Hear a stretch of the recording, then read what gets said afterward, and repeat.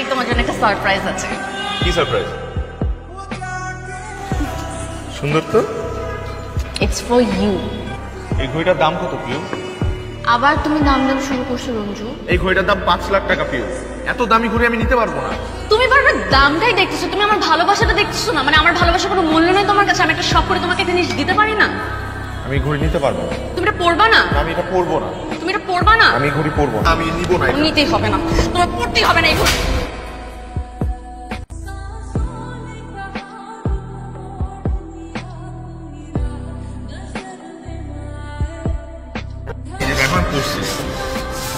এই যে আমি ঘড়িটা পরছি,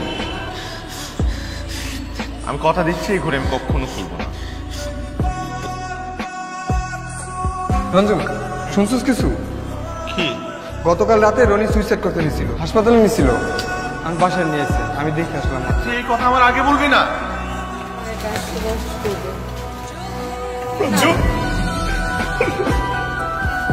তুই আমার কথাটা শোনো, আমার কথাটা শোনো প্লিজ।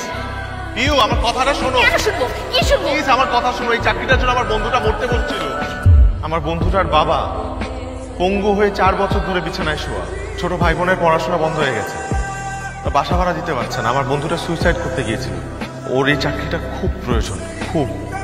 এটা তুমি ইন্টারভিউ না দিতে যে তোমার বন্ধুকে পাঠিয়েছো। তোমার এই চাকরিটা হলে না আমি তোমাকে আমার বাবার সাথে দেখা করাতে পারতাম। এখন সবকিছু উল্টাপাল্টা হয়ে গেল। আমি নিজের যোগ্যতায় চাকরি খুঁজে বের করব। আসসালামু আলাইকুম। ওয়ালাইকুম আসসালাম। বসো বসো বসো। মা, কফির ব্যবস্থা করবে? শিওর, কেন বলবো না। কফির কথা বলেছি। তোমার হাই অ্যাম্বিশনটা কি একটু বলবে? আপনার মেয়েকে ভালো রাখা। আমার মেয়েকে ভালো রাখতে গেলে you have to earn something. তুমি তোমার চাকরিটা তোমার বন্ধুকে দিয়ে দিয়েছো। ওই চাকরির কারণে আমার বন্ধুর পরিবারটা বেঁচে গেছে, তার জীবনটা বেঁচে গেছে। নিজে বাঁচতে গেলে আগে নিজের প্রয়োজনটা দেখতে হয়।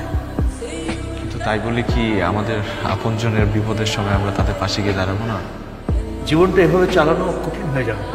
লাইফের অ্যাম্বিশনটা হওয়া উচিত আমরা সুস্থ সুন্দরভাবে বেঁচে থাকবো এবং আমাদের আশপাশে মানুষজনকে নিয়ে বেঁচে থাকবো। বুঝলামই না, ড্যাড আমাকে পাঠাতে তোমার সাথে এমন কি কথা বলবো? তোমার ড্যাডের মনে হয় আমাকে পছন্দ হয় না।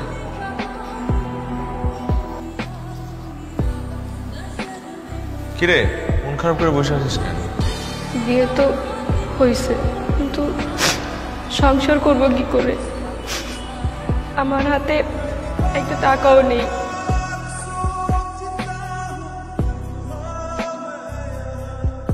এই ঘড়িটা রাখ। এই ঘড়িটার দাম প্রায় 5 লাখ টাকার মতো। আমি নিতে পারবো না ভাইয়া। আর এটা রাখ, এটা তোদের বিয়ের গিফট হিসেবে দিলাম। এটা বিক্রি করবি তোরা, 12 টাকা আসবে। তুই তোমার এই বোনের একটু দোয়া করে দাও ভাইয়া।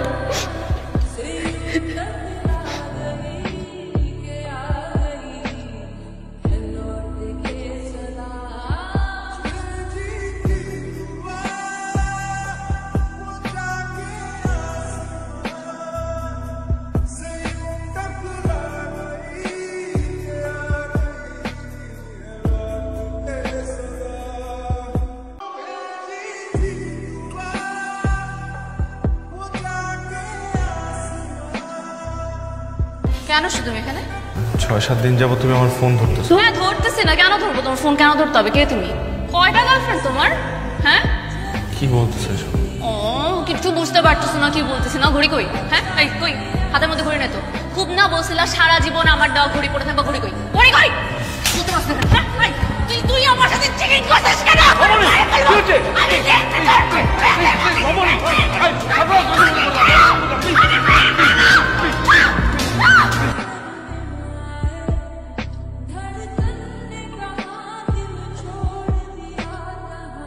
জবা, ভাইয়া আসো আসো, ভিতরে আসো, বসো।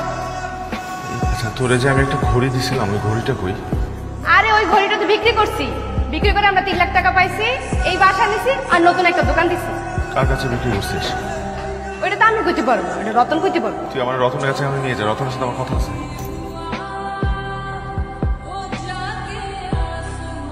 ভাইয়া আপনি যে ঘড়িটা পরে আছেন, এই ঘড়িটা আসলে আমার ছিল, যেখানে বিক্রি করেছি সেখান থেকে জানতে পেরেছি সে আপনার কাছে বিক্রি করেছে। ভাইয়া ঘড়িটা আমি ফেরত চাই। ঠিক আছে, আপনি আমাকে 4 লাখ টাকা দিন, আমি আপনাকে ঘড়িটা দিয়ে দেবো। আচ্ছা ভাইয়া, তাহলে কিছুদিন সময় দেন, আমি আপনার কাছে টাকা নিয়ে আসবো। তো এতগুলো টাকা কিভাবে জোগাড় করবেন? জানি না, কিন্তু আমার এটা জোগাড় করতেই হবে। আপনার জন্য আমার কাছে একটা অফার আছে। কি করতে হবে আমার? তেমন কিছুই, আপনাকে একটা কিডনি ডোনেট করতে হবে। কিডনির বিনিময়ে ঘড়ি আর 1 লাখ টাকা ক্যাশ। ধন্যবাদ ভাই।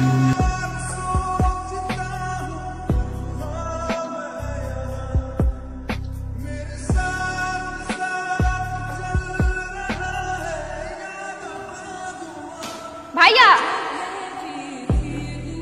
কি হয়েছে ভাইয়া তোমার? তুমি তো অনেক অসুস্থ। কিডনি অপারেশন হয়েছে। কি? কিডনি? কিডনিতে কি হয়েছে? আমারই তো কিছু কয় না। আমি তো তোমার বোন, আমারই কো। বলো, সব বলবো।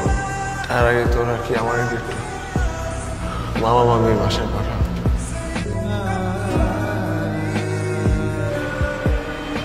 তুই গিয়ে ঘড়িটা দিয়ে আয়। পিউটা দেখলে আমার কষ্ট হয়।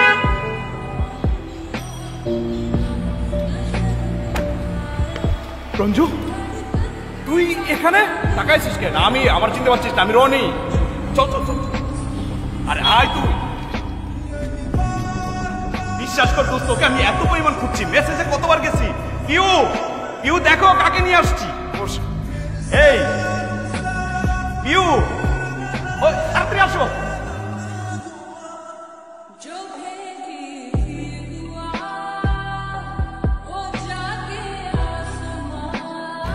আসো, দেখো কি আসছে আমার বাসায়। পিউ, এ হচ্ছে রঞ্জু, আমার সবচেয়ে কাছে।